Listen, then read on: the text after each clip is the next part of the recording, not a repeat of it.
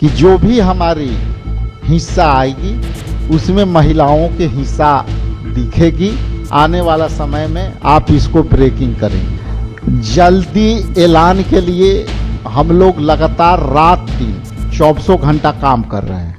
नमस्कार, आप देखना शुरू कर चुके हैं लाइव सीडीज को। मेरा नाम अभिषेक है। महागठबंधन में सीट शेयरिंग को लेकर कांग्रेस के प्रदेश अध्यक्ष राजेश राम ने बड़ा बयान दे दिया। आपको बता दें कि महागठबंधन में सीट शेयरिंग फाइनल बताई जा रही थी और यह भी कहा जा रहा था कि आज बड़ा ऐलान हो सकता है, लेकिन कांग्रेस की ओर से एक बड़ा बयान सामने आया है। कांग्रेस ने साफ साफ कहा है आज भी बैठक होगी और 2 दिनों तक लगातार आधी रात तक बैठक चली है। 3-4 बजे तक कांग्रेस की भी बैठक चली है और तमाम उम्मीदवारों को लेकर चर्चा है। मतलब आज महागठबंधन ऐलान नहीं करेगा। सीट शेयरिंग को लेकर ऐलान अब कल होगा, ये देखने वाली बात होगी। लेकिन राजेश राम की ओर से साफ साफ कहा गया है कि आज रात भी बड़ी बैठक होगी, क्योंकि दिल्ली में कल बड़ी बैठक होनी है। ऐसे में उससे पहले तमाम उम्मीदवारों का चयन किया जाएगा। उसके बाद ये लिस्ट दिल्ली जाएगी और दिल्ली से फाइनल होगा कौन कहां लड़ेगा। वहीं महिलाओं को भी भागीदारी दी जाएगी। ये बातें कांग्रेस के प्रदेश अध्यक्ष राजेश राम ने कही हैं। क्या कुछ कह रहे हैं कांग्रेस के प्रदेश अध्यक्ष राजेश राम, पहले आप वो सुनिए। आज जो विषय पर मैं आपके सामने जो बातें करने वाला और वो है देश के सर्वोच्च संस्था न्याय पद्धति के देश में संचालन कर रहे और संविधान की रक्षा के लिए बनाए गए सर्वोच्च न्यायालय के मुख्य न्यायाधीश के हमले, जो अपमानजनक हमले, मुझे ये कहने में भी संकोच हो रही है और भावना महक रही है कि एक न्यायाधीश जो सर्वोच्च न्यायालय के न्यायाधीश के ऊपर जिस तरह से उनको जूते फेंक करके अपमानित करने का काम किया गया है, उसके लिए निंदा शब्द से भी बड़ा शब्द हमारे पास होता तो वो भी बहुत जरूरी है। देश के संविधान बाबा साहेब के मूल्यों के आधार पर न्यायपालिका, कार्यपालिका और विधायी पालिका, ये तीनों पर निर्भर। जब विधायक पालिका की बात करें तो जनप्रतिनिधि अपनी अदालत में जाकर अपनी भावना को कर के जीत करके आते हैं और उसी तरह से विधायी में बनाए गए कानूनों को पालन करने के लिए जनता के हित में न्याय पद्धति बनाई गई और इसे निष्पक्ष बनाई गई। और आज बीजेपी और भाजपा और आरएसएस के गठबंधन सरकार ने, मुझे पता नहीं ये बात रखना है उचित होगा कि नहीं, लेकिन व्यवस्था जिस उस अंतिम पंक्ति के आगे है उसी अंतिम पंक्ति के बैठना है।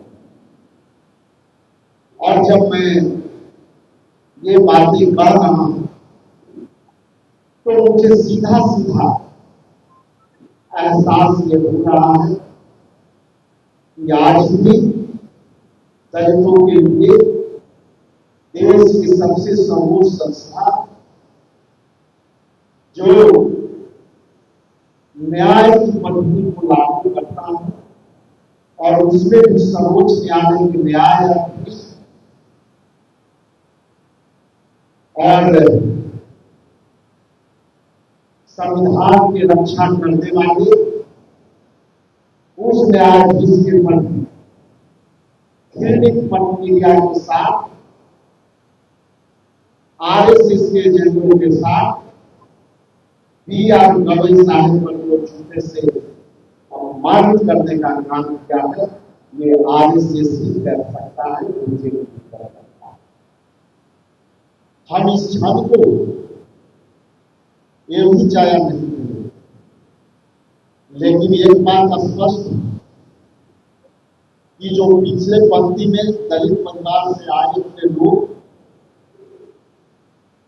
तो आज भी उनकी योग्यता के आधार पर यदि कोई व्यक्ति सर्वोच्च न्यायालय के न्यायाधीश बना है और उसी अयोग्यता के आधार पर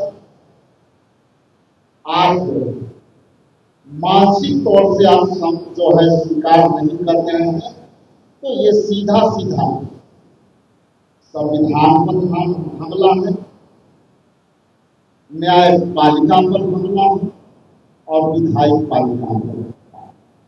विधायक पालिका को जिस तरह से बीजेपी वोट चुनाने के पद्धति को लागू करना है, इसीलिए ये सीधा वोट चोर मतलब न्यायपालिका पर हमला, वोट चोर मतलब विधायक पालिका पर हमला, वोट चोर मतलब लोगों की अधिकार का हमला और अधिकारों की रक्षा सर्वोच्च न्यायालय करती है।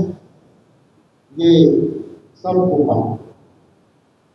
जब भारत के संविधान की बात करें तो राष्ट्रपति से सर्वोच्च पद और सर्वोच्च न्यायालय में सर्वोच्च न्यायालय के पद से बड़ा कोई पद नहीं होता है। लेकिन पिछले बार आप देखे होंगे कि राष्ट्रपति को मंदिर से जाने से रोका गया। बाबू जगजीवन राम जी को भी मंदिर में जब वो दर्शन किए थे तो दूध और गंगा जल से धोया गया। और बिहार के भूतपूर्व मंत्री भी बिहार के मंदिर में दर्शन करके गए थे तो उस मंदिर को भी धोया गया था। तो आज कह सकते हैं कि भाजपा ने जिस तरह से देश में की आजादी में जिस तरह से सूचना के रूप में अंग्रेजी के साथ किया, आज मनुस्मृति के संविधान को भाजपा लाना चाहती है, जिसका हम प्रतिकार करते हैं, विरोध करते हैं। और गवई साहब के किए गए अपमानों के लिए बिहार प्रदेश कांग्रेस कमेटी और बिहार के तमाम कार्यकर्ता आज ये आंदोलन करेंगे और इसको हम इस तरह से संविधान पर न्यायालय पर क्या यह बात सच है कि क्या गवई साहब जिस समाज के आते उस समाज के लिए एक हम लोगों के लिए गौरव का विषय है। और आज हम लोग भी इस बात से हम जानते हैं कि कितनी वेदना और पीड़ा के साथ समाज के इस ऊंचाइयों तक पहुंचने में समय लगता है और इसके बाद इसकी जब एक्सेप्टेंस नहीं होती है समाज में तो अपने घर में भी जाकर के आदमी अपमानित महसूस करता है। ये दलित होने के नाते इससे बड़ा कोई अनुभव हो नहीं सकता। इतना जरूर आश्वस्त करना चाहेंगे कि जो भी हमारी हिस्सा आएगी उसमें महिलाओं के हिस्सा दिखेगी और लगता है कि आने वाला समय में आप इसको ब्रेकिंग करेंगे।